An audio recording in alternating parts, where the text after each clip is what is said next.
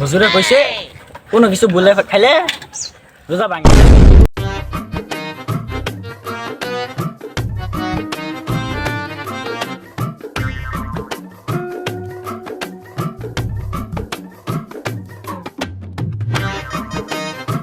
হুজুর আসসালামু আলাইকুম।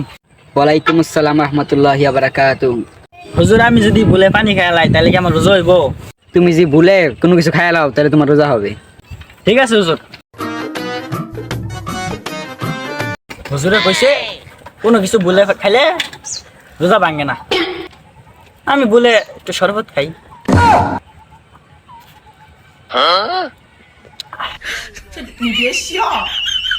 এক সাল পর করতেছে কি?